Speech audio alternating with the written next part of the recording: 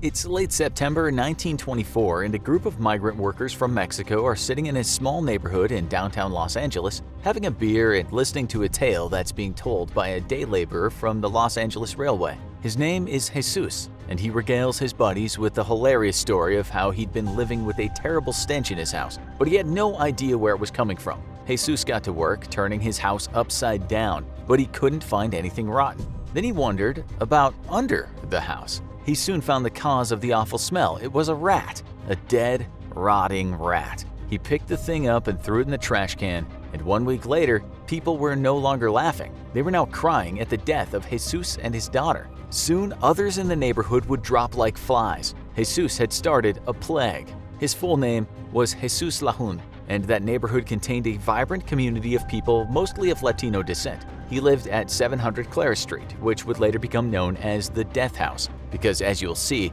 it wasn't the only death house on that street. Worse things would happen a few doors down. The neighborhood was a bustling place back in the day, but as you all know, busy places are not so great when a virus breaks out. You see, Jesus had contracted the bubonic plague from that dead rat, and what happened after was the last plague epidemic in the USA. We're guessing a lot of you are thinking, wait a minute, wasn't the bubonic plague that thing from the Middle Ages that wiped out good chunks of Europe? Wasn't the plague dead and buried centuries ago? The answer is no. It's still here. It's been here all the time. It's still in the good old USA right now. But there aren't many cases these days. In fact, if you look at the CDC's website, you can see that in 2018, there was just one confirmed case of the plague in the US. 2015 was a bad year regarding the American plague because 16 people got it that year and 4 of them died. One of the victims was just 16 years old. This wasn't called an outbreak because the cases happened in various states in the US over the entire year. So the 1924 plague was what we'll now call the last outbreak of this pestilence.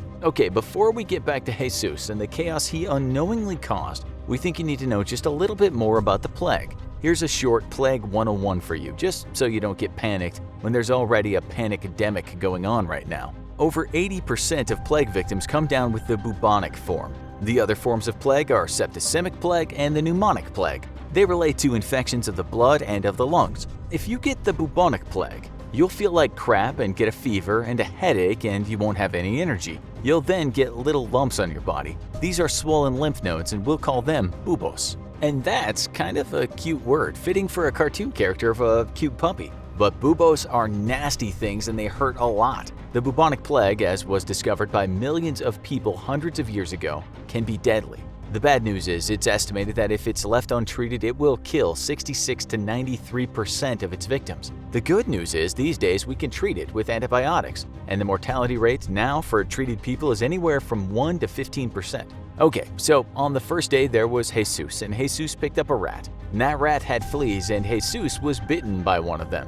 That terrible flea was only doing what fleas do, and it certainly wasn't aware that it was carrying something called the Yersinia pestis bacteria. It passed this ungodly bacteria to Jesus, and on the second day, Jesus spread the word of his rat story to others, and others later died. On the 6th day, Jesus was a dead man. So within the rat community of this poor Los Angeles neighborhood, there were fleas carrying the plague, and you certainly didn't want to get up close to one of them. By the way, when animals transmit a disease to humans, we call this zoonosis. Jesus was what we called the index patient, which means he was the first reported case. Soon after he found the stinky dead rat, he developed a painful lump in his groin and felt really unwell. The problem is that bacteria had spread to his lungs, and so Jesus was capable of spreading the plague around through airborne droplets of the bacterium. It then turned into the more deadly pneumonic plague, which is transmissible to humans. His doctor didn't believe he had the plague and said instead he had some kind of venereal disease, and that was why he had swollen lymph nodes.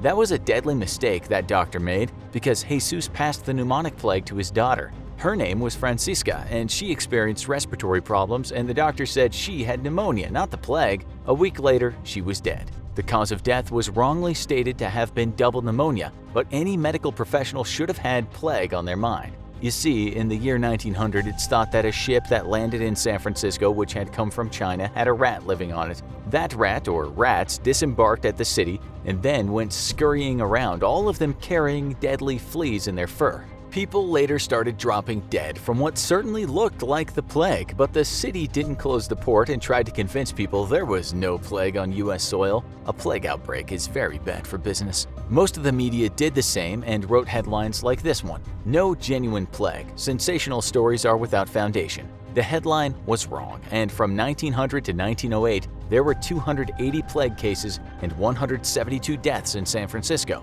The city did a good job of exterminating the vermin, but those fleas had a habit of jumping onto other animals. Those animals, including those dear cuties the squirrels, traveled around a bit, and eventually the plague reached LA in 1924. Shortly after Francisca died, a pregnant woman who'd been taking care of her also died, and she had the same symptoms. Her name was Lucena Samarano, and soon her entire family of 8 would also be dead. Her house, 742 Clara Street, was called the Death House. Lucena's cause of death was listed as heart disease. Soon her husband became ill and died. Her friend got it and died, and eventually all her kids got it and died. In fact, a lot of the folks who went near that house got very sick and died within days, so really, heart disease. Then a Catholic priest who had given last rites to some of the deceased came down with the exact same symptoms. And guess what? He did the talking at Lucena's funeral service at 742 Clara Street, and as you can imagine, in that small, tight-knit community, a lot of folks turned up to that service.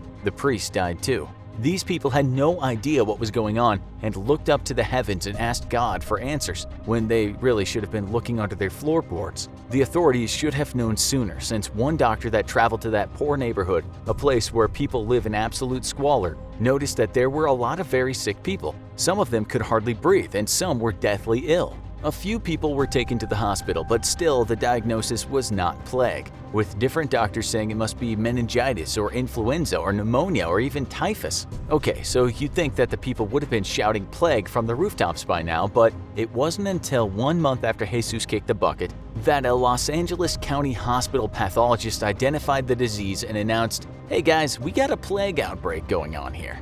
That doctor, a guy named George Manor, stepped up and said this looks like plague. With the help of a colleague, he looked through a microscope and what he saw was the deadly Yersinia pestis bacteria.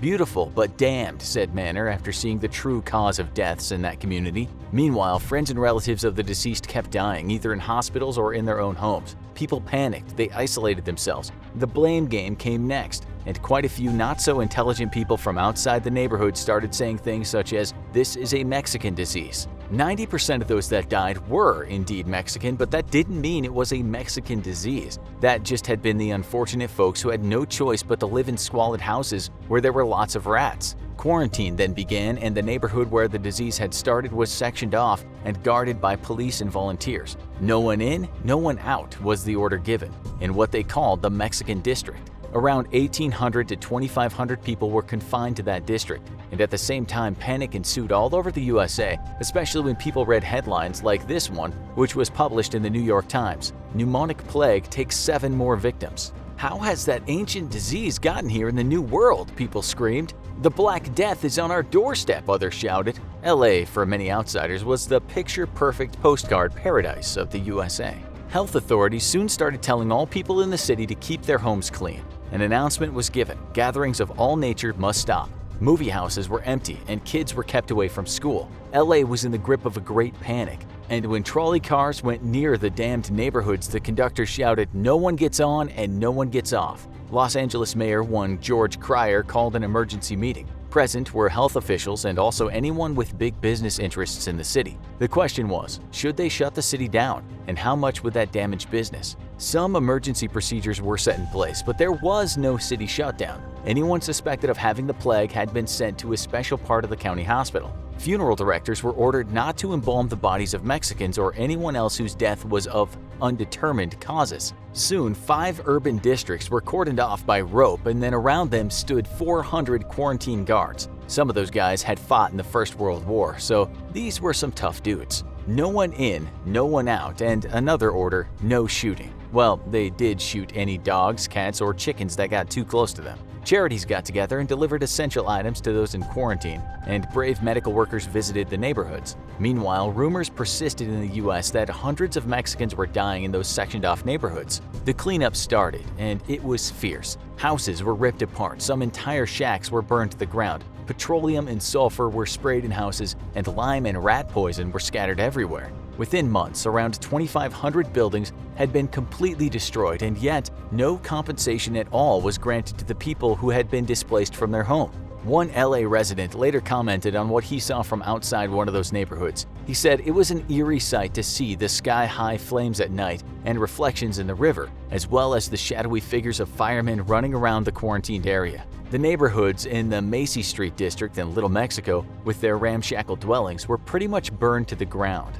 It was the best of times and the worst of times because some people were kind and helpful to those quarantined people, but others were not so nice. LA's Chamber of Commerce chief actually implied that the problem was Mexicans and how they lived. Some people risked their lives going into those neighborhoods to help out. Mexican bands turned up outside the quarantine areas and played music for the people inside. At the same time, others used the disease to propagate xenophobia and racism against Mexicans and other minorities, something that we often see in times of crisis even today. What happened next was the Great Rat Extermination Program. The city spent a whopping $250,000 on finding and killing those flea-carrying pests. That amounts close to $4 million in today's money. It wasn't only the Mexican neighborhoods that got the treatment. Poor neighborhoods consisting mostly of Russian, Chinese, and Japanese immigrants were also part of the program. In fact, a neighborhood that was back then called Chinatown was also pretty much destroyed. What's surprising is that it was only when the occupants of those quarantine neighborhoods saw this going on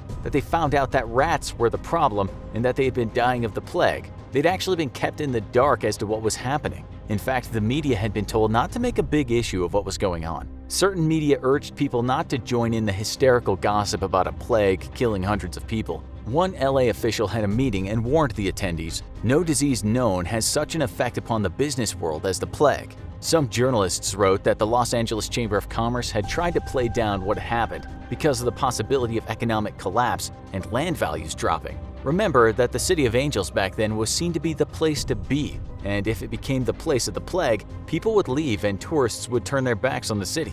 The quarantine and rat extermination program worked, and in the end, around 30 people lost their lives to the plague. The main problem was that it was turned into an ethnic disease, and many people lost their homes and got nothing back.